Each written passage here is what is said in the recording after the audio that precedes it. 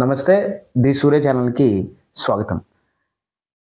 EVMs అనేటువంటివి tamper చేయొచ్చా? Hack చేయొచ్చా? కాంగ్రెస్ పార్టీ ఎందుకు వ్యతిరేకిస్తుంది? అదేవిధంగా ఆంధ్రప్రదేశ్‌లో జగన్మోహన్ రెడ్డి గారు ఈవీఎంస్‌ని ఎందుకు బ్యాన్ చేయాలంటున్నారు? అసలు ఈవీఎంస్ అనేటువంటి హ్యాక్ చేయడం కుదురుతుందనేటువంటి విషయాలు చూద్దాం. ఇక్కడ ఎలా ఉందనంటే, మనం గెలిచినప్పుడు ఈవీఎంస్ అనేటువంటివి బాగా పనిచేస్తున్నాయి. మనం ఓడిపోయినప్పుడు మాత్రం ఈవీఎంస్ అనేటువంటివి హ్యాక్ చేయబడ్డాయి. ఇది కాంగ్రెస్ వాళ్ళ యొక్క పరిస్థితి. అదేవిధంగా ఇప్పుడు కొత్తగా వైఎస్ఆర్సీపీ పార్టీ వారి యొక్క పరిస్థితి కూడా ఈ విధంగానే ఉంది. 2019లో బంపర్ మెజార్టీతో గెలిచినప్పుడు చంద్రబాబు నాయుడు గారు ఆ రోజున ఈవీఎంస్ ట్యాంపర్ చేయొచ్చు, హ్యాక్ చేశారనేటువంటి మాట చెప్పడం జరిగింది. ఆ రోజున జగన్మోహన్ రెడ్డి గారు దీన్ని ఖండించడం జరిగింది. కానీ అదే జగన్మోహన్ రెడ్డి గారు 2024లో చాలా దారుణంగా ఓడిపోయిన తర్వాత ఈవీఎంస్ అనేటువంటివి హ్యాక్ చేయబడ్డాయి, ట్యాంపర్ చేయబడ్డాయి, వీటిని రద్దు చేసి మళ్ళీ బ్యాలెట్ సిస్టమ్ తీసుకురావాలని అంటున్నారు. ఇంకా కాంగ్రెస్ పరిస్థితి అయితే 2014 నుంచి వాళ్ళు ఎప్పుడు ఓడిపోయినా సరే వాళ్ళు మొట్టమొదటగా చెప్పేటువంటి మాట ఈవీఎంస్ అనేటువంటి హ్యాక్ చేయబడ్డాయి, అందువల్ల మేము ఓడిపోయాయి అనేటువంటి మాట చెప్తుంటారు. కానీ విచిత్రం ఏంటంటే తెలంగాణలో గెలిచినప్పుడు మాత్రం ఈవీఎంస్ గురించి మాట్లాడరు, అసలు ఈవీఎంస్ని సపోర్ట్ చేయరు కూడా. అదేవిధంగా రాజస్థాన్లో కావచ్చు, ఛత్తీస్గఢ్లో కావచ్చు, లేదంటే కాంగ్రెస్ పార్టీకి అనుబంధ పార్టీలు అయినటువంటి ఇండీ కూటమిలో ఉన్నటువంటి పార్టీ అయినటువంటి ఆమ్ ఆద్మీ పంజాబ్లో గెలిచినప్పుడు కావచ్చు, లేదంటే 2024 సార్వత్రిక ఎన్నికల్లో 240 సీట్లకే పరిమితమైనప్పుడు బీజేపీ పార్టీ అప్పుడు పర్వాలేదు. ఆనాడు ఈవీఎంస్ని సపోర్ట్ చేస్తూ మాట్లాడలేదు, వ్యతిరేకించుతూ మాట్లాడలేదు. ఇంకా విచిత్రం ఏంటంటే రీసెంట్గా జరిగినటువంటి మహారాష్ట్ర ఎలక్షన్లో బీజేపీ పార్టీ గెలిచింది. జార్ఖండ్ ముక్తి మోర్చా మరియు కాంగ్రెస్ పార్టీ గెలిచింది. ఆ రాష్ట్రంలో కాంగ్రెస్ పార్టీ కూటమి గవర్నమెంట్ ఫామ్ చేసినప్పటికీ కూడా అక్కడ ఈవీఎంస్ అనేటువంటి గురించి మాట్లాడడం లేదు. కానీ మహారాష్ట్రలో అత్యంత దారుణంగా ఓడిపోయినప్పుడు బీజేపీ మహాయుతి కూటమి చాలా బలంగా గెలిచినప్పుడు ఇక్కడ ఈవీఎంస్ ట్యాంపర్ చేయబడ్డాయి అనేటువంటి మాట చెప్తున్నారు. ఇక్కడ ట్యాంపర్ చేయగలిగితే సెంట్రల్ గవర్నమెంట్ జార్ఖండ్లో కూడా చేయొచ్చు కదా. 2024 సార్వత్రిక ఎన్నికల్లో కూడా 240 సీట్లకి ఎందుకు బీజేపీ పరిమితం అవ్వాలి? అప్పుడు కూడా ట్యాంపర్ చేసి ఉంటే వాళ్ళు అనుకున్నట్టుగా 360, 400, 450 సీట్లు కూడా గెలిచేవారుగా. మరి మనం గెలిచినప్పుడు ట్యాంపర్ చేయలేదు, కానీ మనం ఓడిపోయినప్పుడు ట్యాంపర్ చేసేటువంటి మాట ఎలా చెప్తున్నాం అంటే ఇక్కడ చాలా గమనించాలి. వీళ్ళు వ్యతిరేకించేది ఈవీఎం సిస్టమ్స్నే కాదు, ఎంటైర్ ఎలక్షన్ కమిషన్ అనేటువంటి ఒక ఇండిపెండెంట్ బాడీని, మనం ఏర్పాటు చేసుకున్నటువంటి ఒక స్వతంత్ర ప్రాతిపదిక ఉన్నటువంటి సంస్థని వీళ్ళు వ్యతిరేకిస్తున్నారు. ఇది ఖచ్చితంగా దేశానికి మంచిది కాదు. ఎందుకనంటే ఈ ఎలక్ట్రానిక్ ఓటింగ్ మిషన్ అనేటువంటి దాన్ని చాలా పకడ్బందీగా తీసుకురావడం జరిగింది. అంతేకాకుండా ఇది ఎన్విరాన్మెంటల్గా కూడా చాలా వైబుల్. ఎందుకంటే పేపర్స్ అనేటువంటివి వాడకుండా మనం త్రూ ట్రాన్స్పరెన్సీగా ఈ యొక్క ఎలక్ట్రానిక్ ఓటింగ్ మిషన్స్ అనేటువంటివి వాడతాం. అదేవిధంగా ఇన్ని కోట్ల జనాభాతో ఉన్నటువంటి మన భారతదేశానికి ఎలక్షన్ కండక్ట్ చేయడం అనేటువంటిది పెద్ద ప్రాసెస్. పేపర్ బ్యాలెట్ సిస్టమ్ ద్వారా అయితే మనం ఎన్విరాన్మెంటల్గా ఎన్నో చెట్లు నరికివేయాలి, పేపర్ అనేటువంటిది చాలా యూజ్ అవుతుంది, అదేవిధంగా చాలా టైం పడుతుంది. ఇవన్నిటిని దృష్టిలో పెట్టుకుని ఎలక్ట్రానిక్ ఓటింగ్ మిషన్ని 1982లో ఇంట్రడ్యూస్ చేయడం జరిగింది. అయితే సిరీస్ ఆఫ్ ఎలక్షన్స్ తర్వాత చాలా చేంజెస్ చేసి ఉండడం జరిగింది.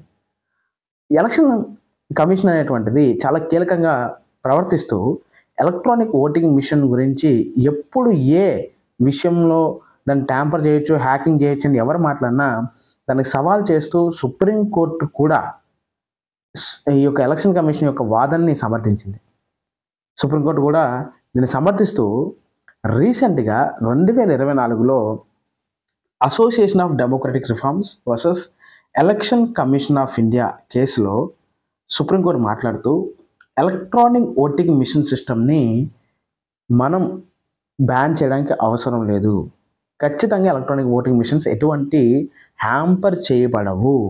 అదేవిధంగా ఇదే సుప్రీంకోర్టు మాట్లాడుతూ ఎలక్ట్రానిక్ ఓటింగ్ మిషన్ని కంటిన్యూ చేయండి, పేపర్ బ్యాలెట్ సిస్టమ్ అనేటువంటిది మనకు అవసరం లేదని చెప్పి క్లియర్ కట్గా చెప్పడం జరిగింది.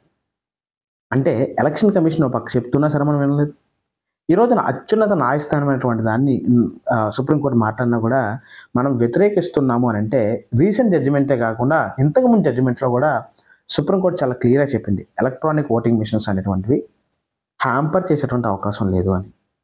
మరి సుప్రీంకోర్టు వ్యవస్థనే మనం వ్యతిరేకిస్తే ఈ దేశానికి మంచిదా?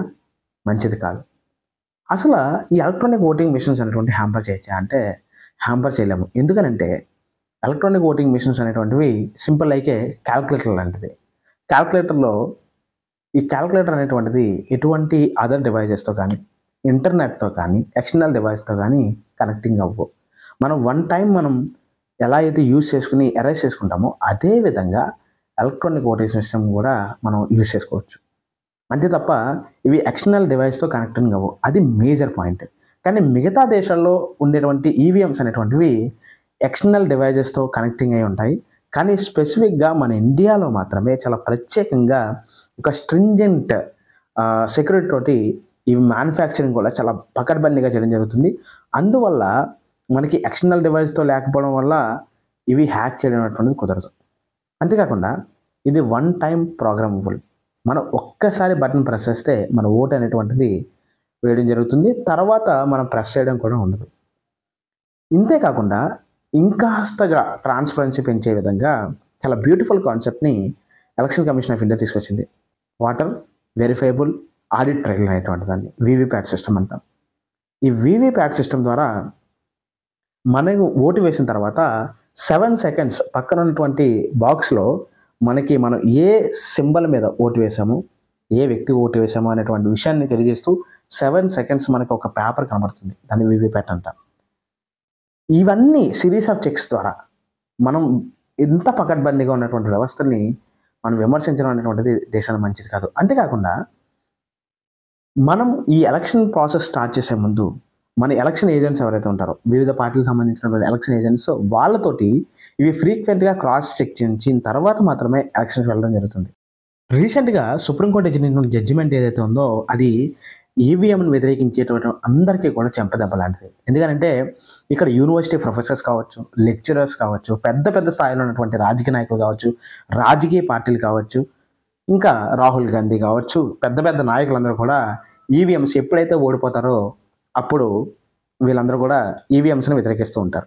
జార్ఖండ్లో గెలిచినప్పుడు మాత్రం ఈవీఎంస్ సపోర్ట్ చేయరు, మహారాష్ట్రలో ఓడిపోతే మాత్రం ఈవీఎంస్ని వ్యతిరేకిస్తారు. రెండూ కూడా ఒకేసారి ఎలక్షన్ జరిగాయి. ఎందుకు రెండూ కూడా బీజేపీ గెలిచే విధంగా చేసుకోకూడదు? ఎందుకు బీజేపీ అనేటువంటిది సెంట్రల్ గవర్నమెంట్ అనేటువంటిది జార్ఖండ్లో ఎందుకు ఓడిపోయింది? ఒకనొక సందర్భంలో గెలిచే స్థాయిలో ఉన్నటువంటి బీజేపీ సడన్గా 24 సీట్లకి ఎందుకు పడిపోయింది? కాబట్టి ఇక్కడ ట్రాన్స్పరెన్సీ ఎలక్షన్ జరుగుతున్నాయి. కానీ ఏదో విధంగా ఈ దేశాన్ని, ఈ దేశంలో ఉన్నటువంటి వ్యవస్థల్ని దెబ్బ కొట్టాలనేటువంటి ఒక ఉద్దేశంతో ఈ యొక్క వ్యక్తులు, ఈ యొక్క పార్టీలు అనేటువంటి ప్రయత్నం చేస్తున్నాయా అంటే అవుననే అని చెప్పాలి.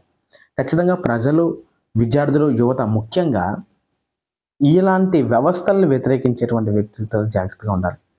మనం మన రాజ్యాంగం ద్వారా ఏర్పాటు చేసుకున్నటువంటి వ్యవస్థల్ని గౌరవించాలి. ముఖ్యంగా అత్యున్నత న్యాయస్థానాన్ని మనం వ్యతిరేకించామనంటే ఖచ్చితంగా క్రిటిసైజ్ చేయొచ్చు. వాళ్ళు చెప్పినటువంటి నిర్ణయంతో మనం ఏకీవించకపోవచ్చు. కాకపోతే ఇలాంటి జడ్జిమెంట్స్లో సుప్రీంకోర్టు చెప్పినటువంటి మాటల్ని ప్రతి ఒక్కరూ విశ్వసించాలి.